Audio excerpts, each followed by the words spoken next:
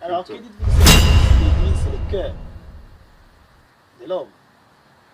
Bon, je ne veux pas réduire l'église à ces niveaux-là du cœur. Ouais.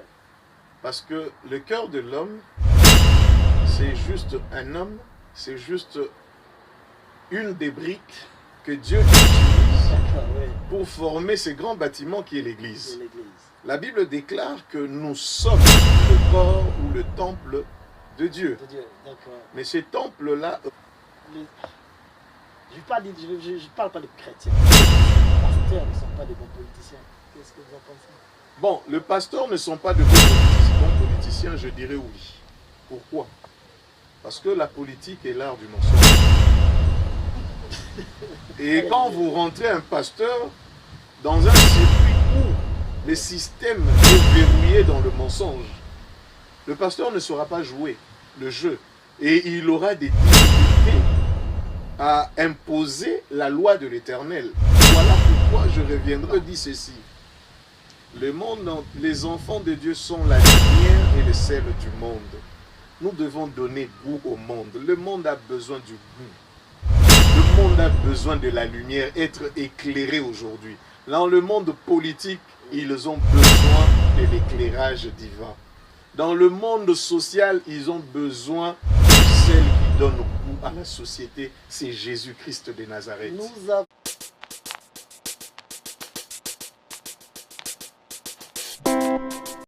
Bonjour, bonsoir et bon après-midi chers internautes, cela dépend de vous nous capter. Bienvenue sur Max TV 243.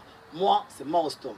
Dans le cadre de notre magazine L'église face à la société, nous allons discuter sur un sujet capital, dont l'apport de l'église dans la société. Avant d'y aller, je vous demanderai de vous abonner massivement sur votre YouTube channel Max TV 243. C'est comme je le disais tantôt, une grande problématique de l'église et de la société, l'apport de l'église dans la société. Nous nous posons beaucoup de questions à propos de l'église. C'est quoi l'église? Quel est l'apport de l'église? Sûrement cet après-midi, vous trouverez vos réponses avec mon invité. Bonjour pasteur. Bonjour papa. Merci pour avoir répondu à notre invitation. C'est à moi de vous remercier de nous recevoir dans votre chaîne Max TV 243. Merci. Et surtout, soyez les bienvenus sur notre plateau de Max TV 243. C'est comme je disais tantôt à l'introduction de cette émission, nous allons discuter sur un sujet qui est une problématique, l'apport de l'église à la société. Mais avant d'y aller, je vais vous présenter auprès de ceux qui me suivent. Chers internautes, mon invité c'est Pasteur Kizito. Il est senior pasteur de l'église Shiloh, basé en Angleterre, plus précisément à Wolverhampton. J'ai manqué une chose, pasteur, à la présentation? Non, pas du tout. Peut-être c'est concernant peut-être ma vie privée au large. Comme je disais là, la problématique, elle est l'apport de l'église à la société. C'est quoi l'église? Comment vous définissez l'église? Bon, merci d'abord Max TV de nous recevoir chez vous. Et ma prière est que votre chaîne batte le record de fréquentation en cette année 2020 et tout le reste de temps que vous aurez à vivre sur cette terre. Merci beaucoup. Que Dieu vous bénisse abondamment. Merci. Tout le plaisir est pour moi de répondre à votre invitation et par rapport au grand sujet qui est sur l'apport de l'Église dans la société. Et vous me posez la question d'emblée d'abord de connaître ce que c'est l'Église d'abord. Mais avant de parler l'Église, je crois que nous devons d'abord aller sur l'origine de l'Église. Lorsque nous allons dans la parole de Dieu, nous verrons que depuis l'Ancien Testament, les mots Église n'existaient pas. Mais il y avait une vie religieuse qui se vivait. Et cette vie religieuse était scindée en deux. La première partie, c'était d'abord une vie religieuse au niveau de la famille, où le père était comme le prêtre du culte. Et c'est lui-même qui était le chef du culte des dieux. Et nous avons vu l'exemple avec Adam, avec Abraham, avec Noé, avec Jacob, avec Job. Ce sont des gens qui ont vécu la vie religieuse de famille et qu'aujourd'hui nous demandons et nous implorons que toutes les familles aussi puissent suivre le pas. Mais à l'arrivée de Moïse, il y a eu un changement. Un changement au niveau maintenant de la famille. Ce n'était plus la vie religieuse de la famille, mais étant donné que Israël était devenu une nation, ça a quitté les niveaux famille, la vie religieuse est allée au niveau maintenant de la nation. Là, c'est toute une nation maintenant qui menait une vie religieuse. D'accord. Et cette vie religieuse était menée dans la nation et la nation était dirigée par Dieu lui-même. Ouais. Donc là, nous parlons de la théocratie où Dieu lui-même en était le chef. D'accord. Et étant donné qu'il était chef, celui qui dirigeait tout, et le roi, les prophètes, les serviteurs de Dieu, tous ces anciens-là, n'étaient que des exécutants de la volonté des dieux. D'accord. Donc, après cela, nous avons vu maintenant Jésus-Christ arriver. Et Jésus arrivé, rejeté par le sien, Dieu créa maintenant non plus, il ne s'est plus limité au niveau de la nation israélite, il s'est maintenant répandu au niveau de toutes les nations, où la Bible déclare que Christ est venu pour se sacrifier afin que l'humanité entière soit sauvée. Et de là maintenant, nous tirons maintenant la définition de l'Église. L'Église actuelle. L'Église actuelle, bien sûr. Et nous voyons que dans l'Église, il y a deux sens. Il y a le sens universel et le sens local aussi. Dans le sens universel, c'est l'ensemble de tout chrétien, tout celui qui a accepté Christ comme Seigneur et Sauveur, qui est aujourd'hui membre de ce corps, qui est le corps de Christ que l'on appelle Église aujourd'hui. Et l'Église locale, c'est juste une assemblée plutôt de personnes qui se réunissent à un endroit précis pour adorer le Seigneur. Donc, en un mot, je dirais, je m'excuse d'avoir été un peu trop long parce que ça demandait un peu tout ça, mais j'ai beaucoup sauté aussi. Mais la vraie définition de l'Église, c'est l'ensemble de tous ceux-là qui ont quitté le monde avec tout son plaisir pour être serviteurs ou enfants de Dieu et bénir le Seigneur tous les jours de leur vie. Et maintenant, à quoi servent tous ces bâtiments? Ces bâtiments, bien sûr, comme je venais de le dire, l'Église a deux sens. Le sens général, qui est le sens universel, qui est le corps de Christ, et le sens local. Le sens local, c'est le lieu où les gens se réunissent pour adorer le Seigneur. Et quand nous voyons tous ces bâtiments ne sont pas appelés églises. Mais ces bâtiments, ce sont des lieux où l'église se rassemble. L'église vient se rassembler pour adorer le Seigneur dans un lieu. Et ils accordent bien sûr ces noms. Par exemple, nous voyons les exemples dans la parole de Dieu. On nous parle de l'église de Corinthe, l'église de Jérusalem, l'église de ceci ou de cela, d'Éphèse, par-ci, par-là. Donc il y avait des églises, bâtiments où les gens venaient se réunir pour adorer le Seigneur et rendre le culte. Alors, que dites-vous de ceux qui disent l'église, c'est le cœur de l'homme? Bon, je ne veux pas réduire l'église à ces niveaux-là du cœur. Parce que le cœur de l'homme, c'est juste un homme, c'est juste une des briques que Dieu utilise pour former ce grand bâtiment qui est l'église. La Bible déclare que nous sommes le corps ou le temple de Dieu. Mais ces temples-là, réunis ensemble, nous formons ce grand corps qui est assis sur le trône, qui est Jésus-Christ de Nazareth. Et la Bible déclare que l'Église, c'est le corps du Christ. Chacun de nous est une partie de ce grand corps qui est assis sur le trône de la grâce, à la droite du Père, qui est Jésus-Christ de Nazareth, dont lui-même est la tête. La manière dont vous définissez l'Église, quel est l'apport de l'Église dans la société? Qu'est-ce que l'Église apporte à la société? Parce que vous l'avez défini sur le plan local et sur le plan universel. Maintenant, quel est l'apport de l'Église dans la société actuelle? On considère dans ce sens-là. Bon, sans mâcher le mot, je vais juste plonger à l'eau et vous répondre là-dessus directement. Parce qu'il y en a beaucoup de gens qui attendent cette... Après, je pense que c'est un peu ça la problématique. Parce que je se pose la question, aller à l'église, d'accord. À quoi bon? Quel est l'apport de l'église? Qu'est-ce que l'église nous apporte, nous? La Bible déclare ceci.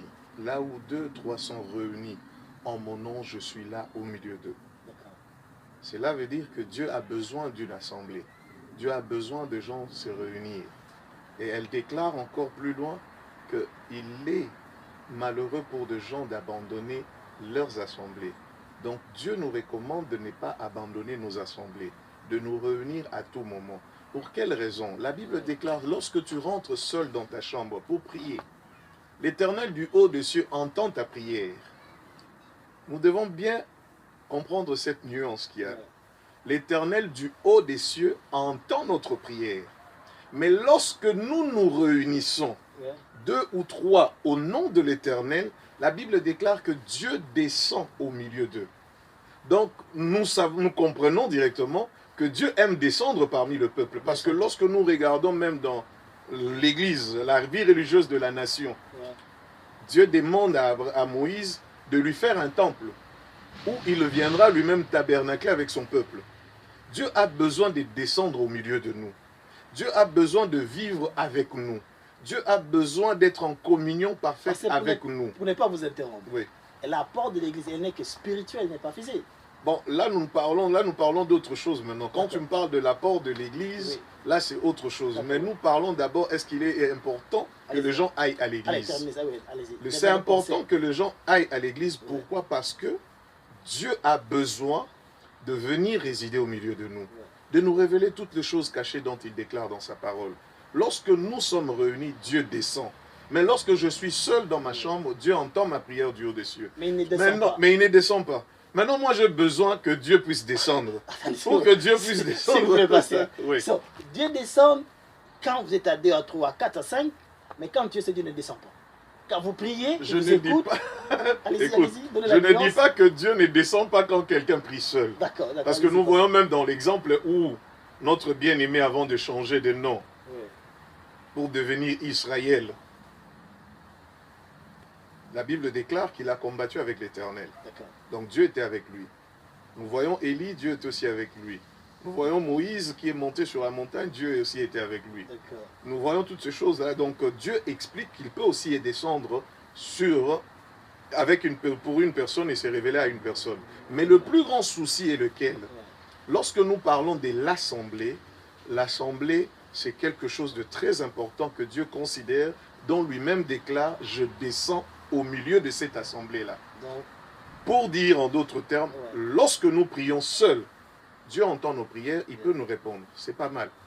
Mais lorsque Dieu nous voit réunis ensemble, l'unité c'est quelque chose de très très très important dans la parole de Dieu. Même lorsque les gens se sont réunis pour construire la tour de Babel, cette union-là a fait une force qui a touché même le trône des dieux. Au point où il s'est dit, ces gens sont réunis, ils deviendront une force. En d'autres termes, Dieu aime l'union, l'union surtout des croyants. Là, Dieu descend pour éclater sa gloire. Alors, il est vraiment nécessaire d'y aller. Il est très important pour des frères et des sœurs qui connaissent le Seigneur Jésus-Christ comme sauveur de leur vie, d'aller à l'église et de ne pas abandonner les assemblées comme c'est la coutume des autres. La Bible dit, n'abandonnez pas vos assemblées comme c'est la coutume des autres. Donc, mes frères et sœurs, vous qui prenez la décision de ne plus aller à l'église, je vous exhorte à partir d'aujourd'hui de retourner à l'église et servir le Seigneur selon la direction qu'il va vous donner. Alors, revenons à la question primordiale. Quel est l'apport physique de l'église dans la société? Waouh! Donc, c'est ce que je disais, je voulais vite aller en besogne et répondre à cette question. D'accord. L'apport de l'église dans la société est très, très capital. Normalement, lorsque nous regardons dans la Genèse, Dieu a créé l'homme afin d'éclater sa gloire. L'homme afin de vivre le plan qu'il a tracé pour l'homme sur cette terre. Et Dieu lui-même descendait pour visiter l'homme tout le soir et parler avec l'homme. Mais à cause du péché, ça a mis une séparation de l'homme avec Dieu.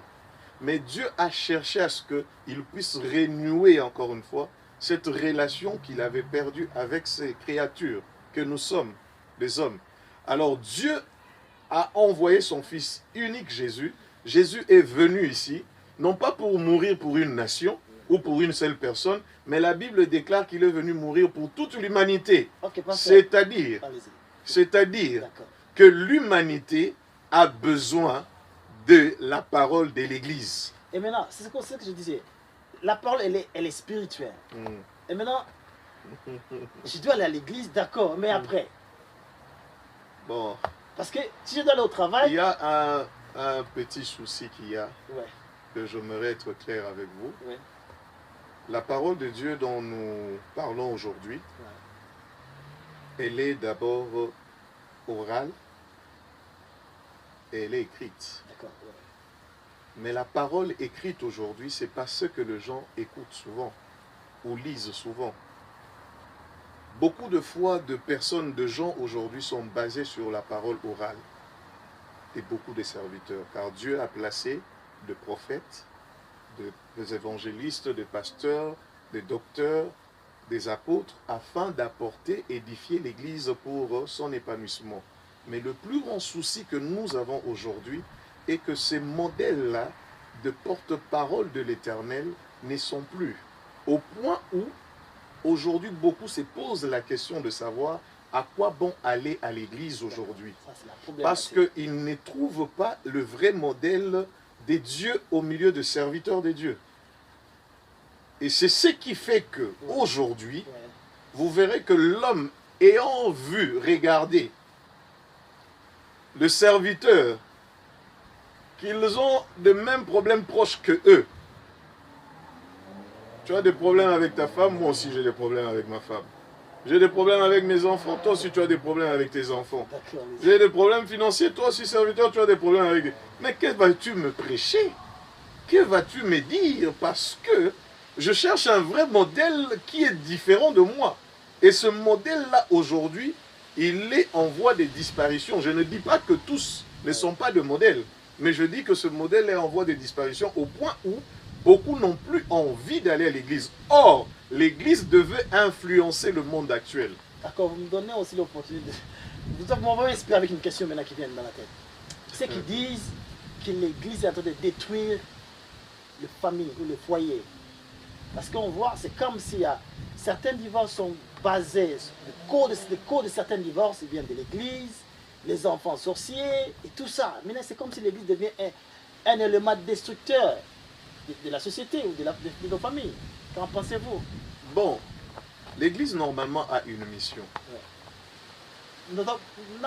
Non, pas seulement de rassembler les gens. Normalement. Parce que l'église a une mission. Vous avez changé la mission de l'église, c'est de séparer les familles. C'est là le problème. C'est ce que je voulais en venir. L'église normalement a cette mission-là à accomplir sur cette terre. Elle a beaucoup de missions à faire. Nous avons la mission d'abord d'éduquer les gens. Est-ce que vous éduquez les gens à l'église? Mais non.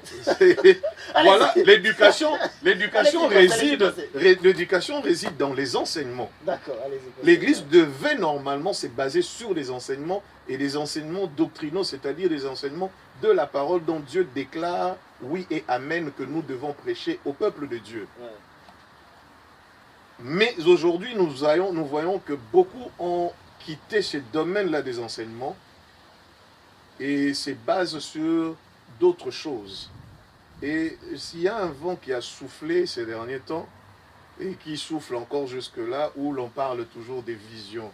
Quelle est la vision de l'Église? Oh, moi, la vision, ce sont les sorciers. Oh, moi, la vision, c'est les bénédictions matérielles. Vision, ceci ou cela. Ce n'est pas vraiment ça, la mission. La Bible déclare que s'il y a une trompette qui sonne qu'une seule cloche, un seul son de cloche, c'est que ce n'est pas vraiment la vraie trompette. La vraie trompette doit sonner tout le son, normalement. Nous devons sortir le son de la bénédiction, le son de la sanctification, le son de la crainte de l'Éternel, tout son doit sortir de l'Église. Mais lorsque l'Église est en train de se focaliser dans un seul domaine, prenons le cas aujourd'hui, si vous regardez dans des réseaux sociaux, beaucoup de pasteurs qui battent le record dans leur site ou quoi que ce soit, ce sont des pasteurs qui parlent plus de bénédiction matérielle et qui parlent aussi plus de sorciers. Vous ouvrez une autre brèche sur la bénédiction. Non, c'est ça. Je dois dire la vérité. Tu m'as posé une question. Je dois être vrai envers nous-mêmes aussi. Voilà, parce que le plus grand problème, c'est que, comme je l'ai dit tantôt, l'Église, le monde, la société est en train de chercher un modèle à suivre. Et aujourd'hui, l'Église ne donne plus ce modèle-là à la société. Voilà pourquoi la société aujourd'hui n'a plus vraiment cette envie de venir à l'église. Parce que ceux-là qui sont allés à l'église ont vu que le monde est aussi dans l'église. Et par le chef de l'église, les responsables des églises, vraiment. Nous en voyons aujourd'hui ceux qui sont en train de déclarer que non, nous aussi les pasteurs, on était en train d'être corrompus, on avait de l'argent, on sortait avec des femmes, on faisait ceci ou cela. Et là, ça détruit directement la foi de beaucoup. C'est ça, c'est regrettable. Or, ça ne devait pas être le cas. Mais écoutez, c'est là où maintenant je veux en revenir en disant ceci. Est-ce que nous devons réellement continuer à vivre selon seulement la parole orale, ou bien nous devons aussi être comme des chrétiens de Béret qui consultaient aussi la parole écrite pour voir si tout ce que l'on nous dit est oui et amen, pour le mettre en application. Au commencement, la Bible déclare dans Jean 1, était la parole. Et la parole était avec Dieu et la parole était Dieu. Parce que ne pas vous interrompre, cette même parole, elle est prêchée différemment. Parce que, je ne sais pas, vous avez, quand je dis vous, le pasteur, vous avez cette expression-là de dire Dieu parle tantôt d'une manière, tantôt d'une autre. C'est ce que vous dites que vous avez des différentes visions. Sur un même verset, vous allez entendre un million d'explications. Vous n'avez jamais convergé tous à un même message. Parce que vous trouverez 10 qui l'expliquent de la même façon. Vous allez trouver un autre groupe qui va expliquer. Donc, sur le même verset, allons prendre Jean 1, 10, quoi, vous allez vous rendre compte il y a des millions d'interprétations. Vous avez même dit ça. Au commencement était la parole. Mais aujourd'hui, la parole, c'est comme si la parole devenait au pluriel. La parole est devenue au pluriel. Il y a plusieurs paroles aujourd'hui. Voilà pourquoi la Bible dit que tout est inspiré de Dieu. Bien. Et lorsque nous sommes en train d'écouter la parole de Dieu, la Bible nous déclare d'avoir un esprit de discernement. Christ le déclare dans sa parole, nous devons être comme des chrétiens de Béret. Est-ce que ce que l'on nous dit est dans la parole ou c'est pas dans la parole? Tu peux me parler de la parole de Dieu ou de ta façon à toi de comprendre cette parole que tu es en train d'expliquer. Ton explication converge avec la parole ou elle converge avec ta propre pensée à toi humaine. Voilà pourquoi aujourd'hui, beaucoup sont rentrés dans ce monde de serviteurs. Comme c'est un monde qui n'a pas de conditions pour y entrer, beaucoup y entrent avec deux idées derrière. Ils ont leurs agendas propres avec leurs objectifs qu'ils veulent atteindre derrière cette parole qu'ils vont prêcher. Et quand quelqu'un a des objectifs dans le service de Dieu, il ne va plus prêcher selon le Saint-Esprit. Parce que c'est le Saint-Esprit qui nous inspire à prêcher la parole de Dieu. Et lorsque quelqu'un est hors le Saint-Esprit, automatiquement, si je suis en train de chercher l'argent par exemple, je dois me focaliser dans des paroles qui favorisent au peuple de Dieu de donner l'argent. Êtes-vous d'accord avec ceux qui se méfient de l'Église maintenant? Je serais d'accord, oui et non aussi. Pourquoi non? Non, pourquoi? Parce que c'est parce que la Bible nous déclare. Ils sont dans l'erreur parce que les seigneurs rentrent. Jésus-Christ retourne bientôt. S'il est venu accomplir cette œuvre à la croix de Golgotha, c'était pour sauver l'humanité entière. Et s'il revient et qu'il nous trouve dans la désobéissance à sa parole, comme dans Apocalypse, il est déclaré que nous puissions pas ajouter et ni retrancher à ce qui est écrit dans la parole de Dieu.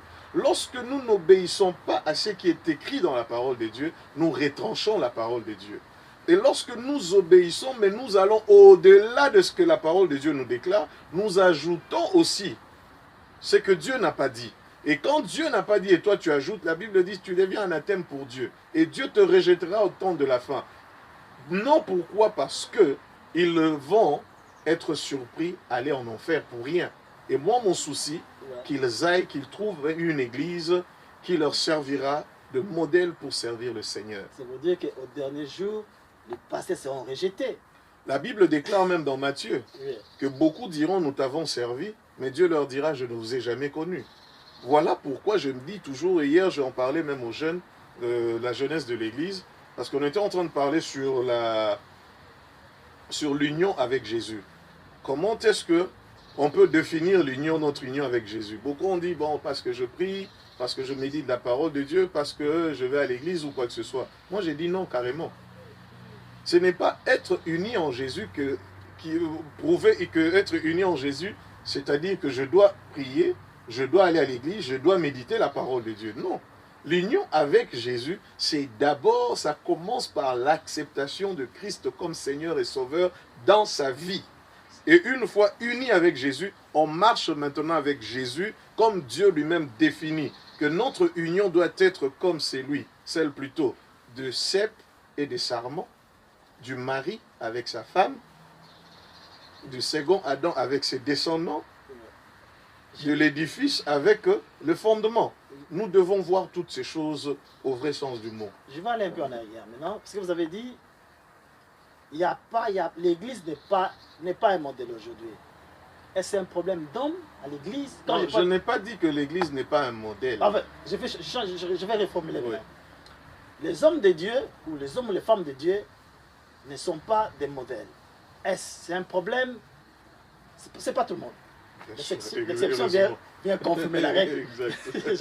Vous allez réagir. Et maintenant, c'est un problème d'homme, c'est un problème de formation, parce que où les gens ne sont pas préparés pour devenir homme ou femme de Dieu, les gens s'improvisent dans la matière, dans ce domaine de Dieu, où les gens doivent passer par une formation pour que nous ayons de bons modèles à l'église, comme des leaders de l'église. Bon, la formation, elle est toujours très importante. Quand Dieu déclare dans Matthieu, allez, faites de toutes les nations des disciples. Faire de quelqu'un, faire veut dire former quelqu'un à devenir disciple de Dieu.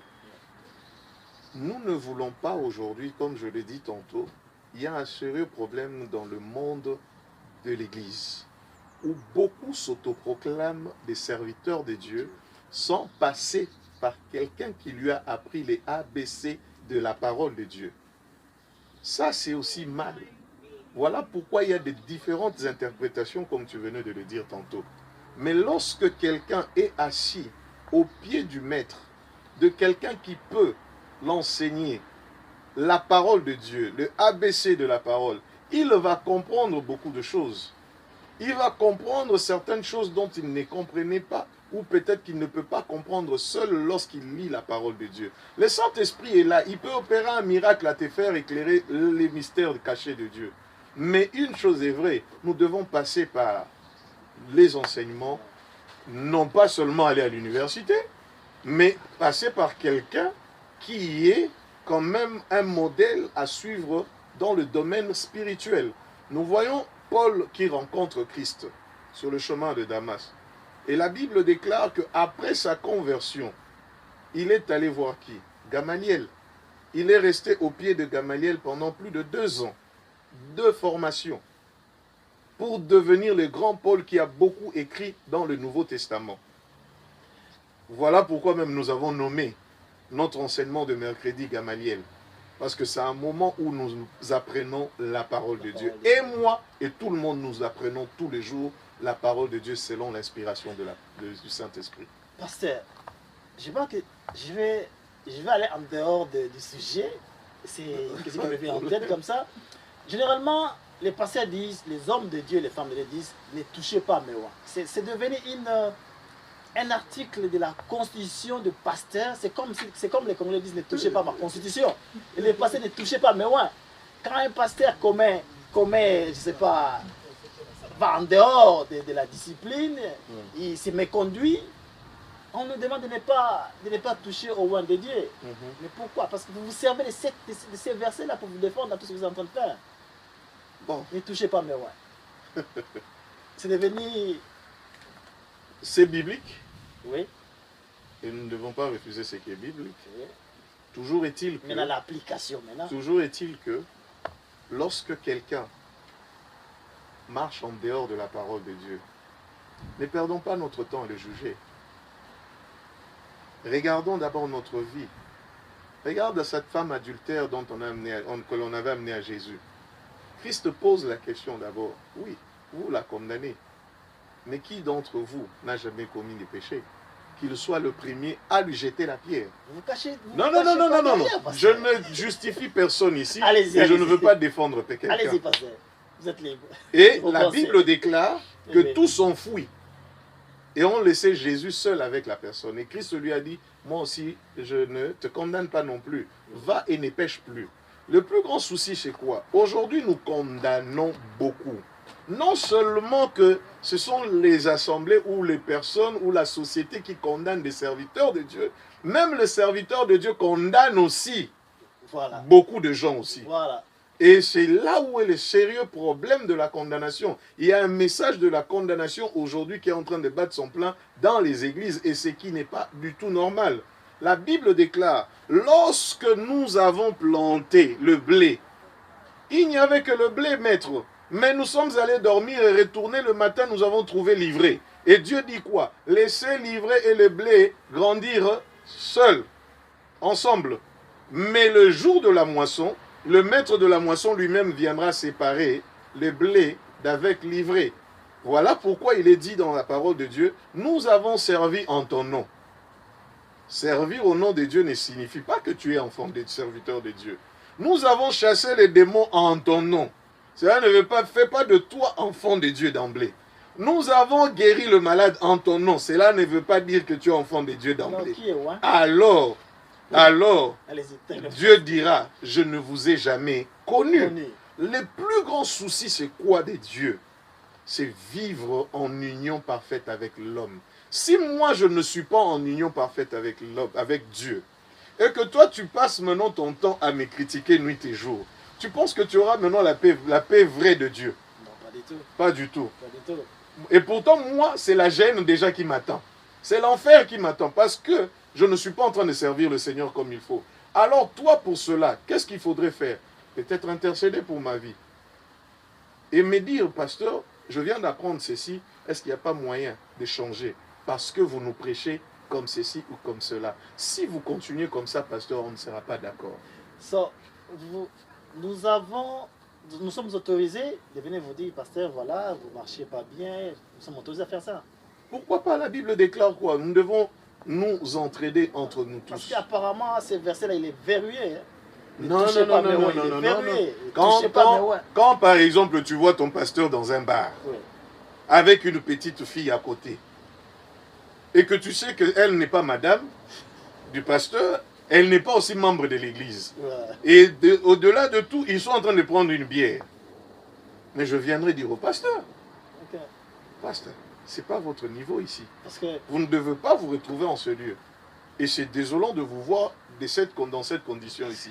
S'il est quelqu'un de sérieux, il te demandera, il présentera des excuses et il se lèvera, il va quitter les lieux. La Bible déclare que Paul a vu Pierre en train de faire tout ce qui était contraire à ce qu'il prêchait. Paul l'a réprimandé devant les gens même. Mais on ne demande pas, je n'autorise pas aujourd'hui aux chrétiens d'aller maintenant réprimander leur pasteur ou réprimander les autorités de l'église. Nous devons quand même un minimum de respect, venir avec beaucoup peut-être de justesse et savoir comment parler à un serviteur de Dieu. C'est pas verrouillé. C'est pas verrouillé. C'est pas verrouillé pour dire que ne touchez pas mes ouins. Ouais. Non, on ne touchait pas mes ouins dans le sens qu'on ne doit pas tuer peut-être un ouin.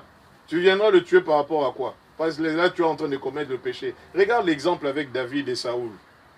Saoul était déjà rejeté. Mais qu'est-ce que David disait toujours? Je ne peux pas toucher au ouin. Je ne peux pas toucher. Il a eu l'occasion même de tuer Saoul, mais il dit je ne le toucherai pas. Il voulait garder son onction à lui. Il voulait garder son onction en lui en ne touchant pas au oint de Dieu. Que Dieu s'en occupe lui-même, mais pas moi. Parce que je pense que nous allons revenir parler qui est oint, qui sont ces oints. Je vais revenir prochainement. Parler qui sont ces oints. Parce que moi, je ne sais pas, je suis certainement convaincu que l'article est vraiment verrouillé. Mais on va avancer parce qu'on tend vers la fin de notre émission. Et maintenant, quel est l'apport, et y a-t-il un rapport entre l'Église et la politique? Le passé peut faire la politique ou pas? Bon, je vais revenir encore à ce que j'avais commencé au début. Lorsque Dieu étend la vie religieuse dans la nation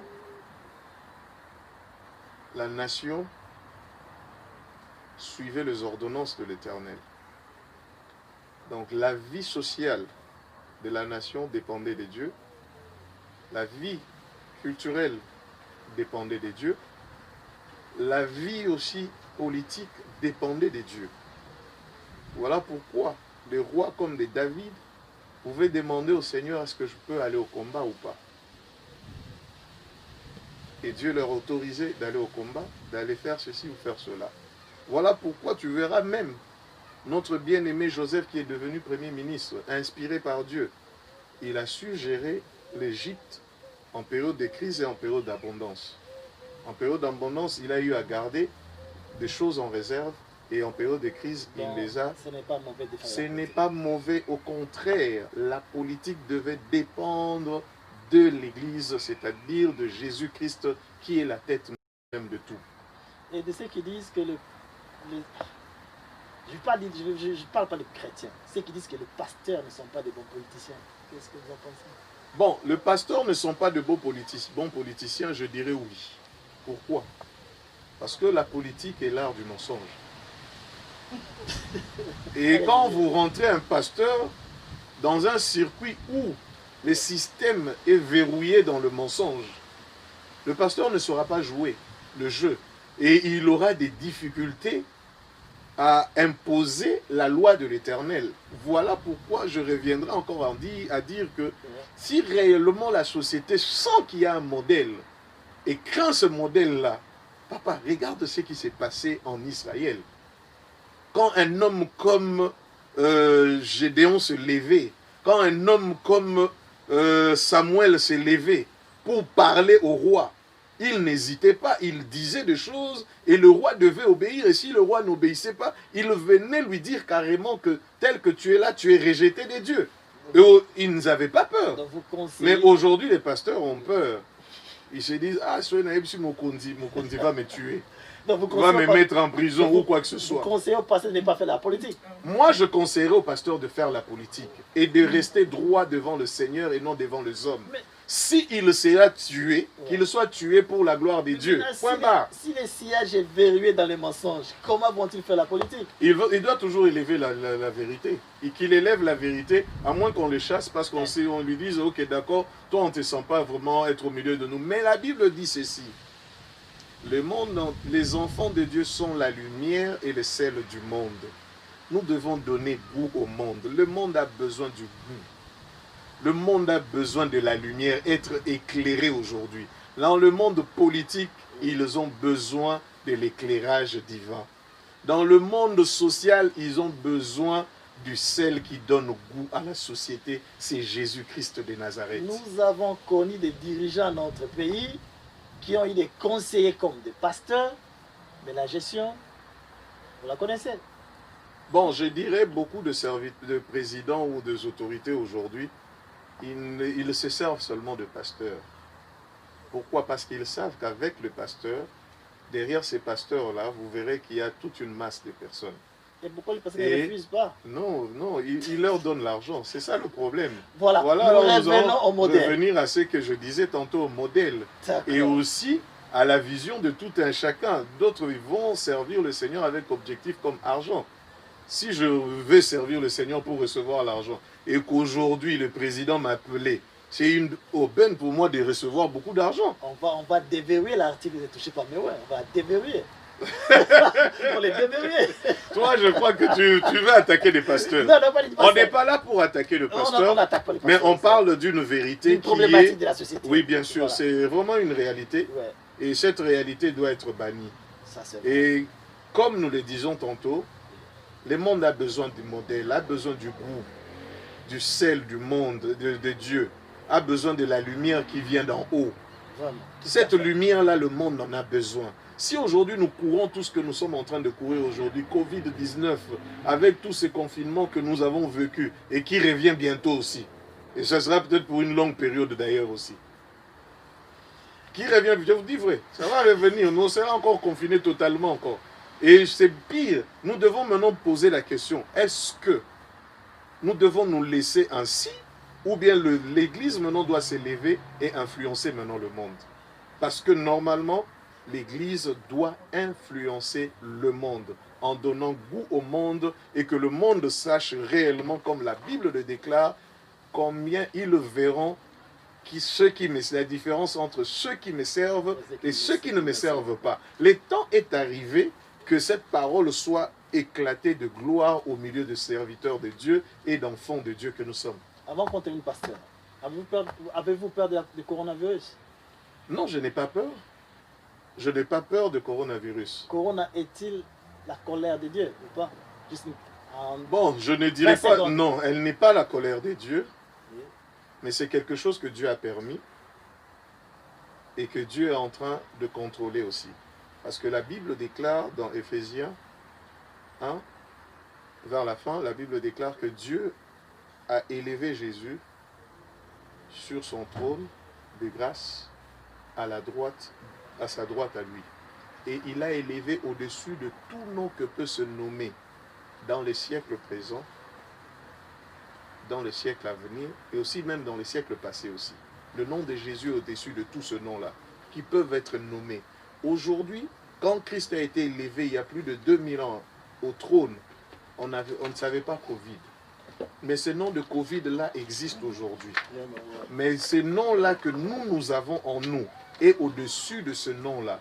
Or, la Bible dit dans Éphésiens 2 toujours. Éphésiens 1, Dieu élève Jésus-Christ sur le trône.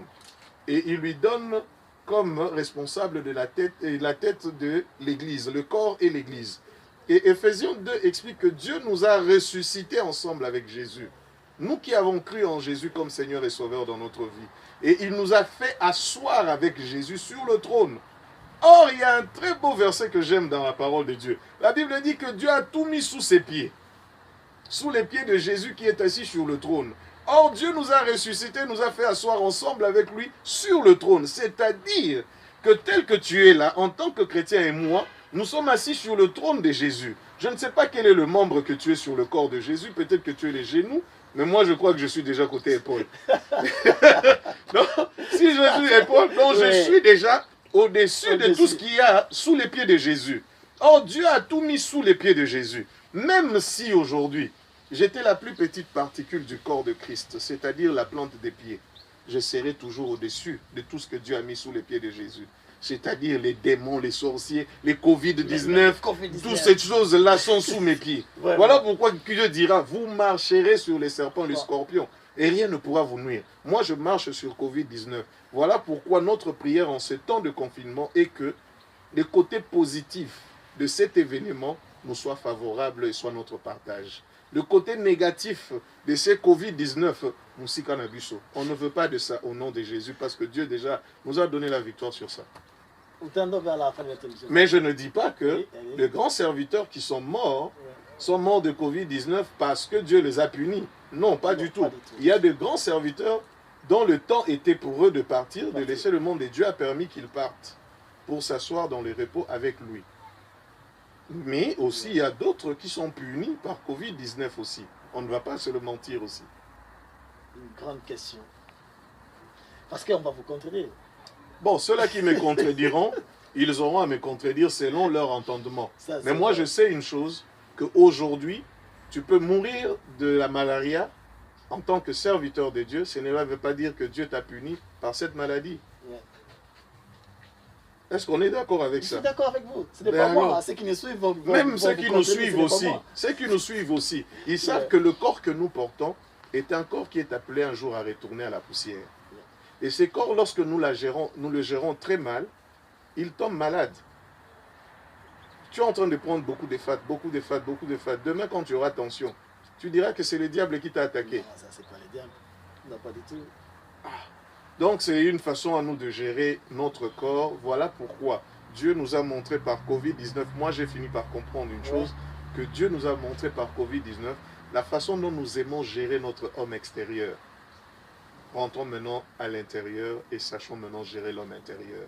Parce que tout ce que nous faisons autour de nous est pour l'homme extérieur, le corps que nous portons. Nous allons travailler pour habiller le corps. Nous allons travailler pour payer les loyers, habiter le corps, mettre notre corps dans une habitation. Nous allons travailler pour acheter de la nourriture afin de nourrir le corps. Nous allons travailler pour... Donc tout ce que nous faisons est pour plaire au corps. Et Dieu a mis arrêt à cela, a permis qu'il y ait arrêt à tout ça pour que nous puissions maintenant redonner maintenant la vie à notre homme intérieur. Vous m'inspirez sur un sujet, le chrétien face au Covid-19. Ah, ok. D'accord. Ça, on va en revenir. Pas Parce de que souci. c'est pour la toute première fois que dans le monde entier, l'église soit fermée. Je pense qu'on va en revenir. On va Pas en de souci. revenir, l'église, Pas de souci. le chrétien face au Covid-19. Nous tendons On est vers à la votre fin. disposition. Chers internautes, si je vais vous demander, pasteur, de résumer en 30 secondes l'apport de l'église dans la société. En 30 secondes, qu'est-ce que vous direz à ceux qui nous suivent maintenant?